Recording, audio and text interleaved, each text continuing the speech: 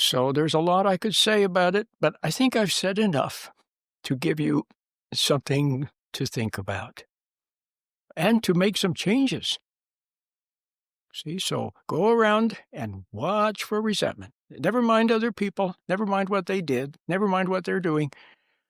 Just go about life and see the birds and the blue sky, and do your work, you do your duty, and so on. But notice your own little resentments. See them, stand back from them, let them go.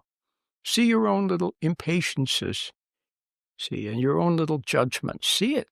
You have the power. God gives you the power to stand back and see the wrong in yourself and see that it's wrong. See it for what it is, and don't, instead of defending it, and see that it's not even you. See, you've always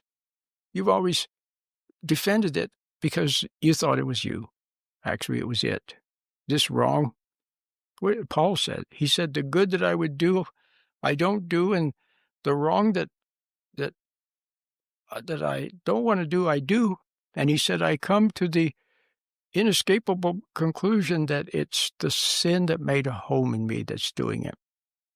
So I just want you to see that and to realize that there is a moral dimension, and there is God, and He is good, and come over to His side by being patient with other people and not hating them, not resenting them.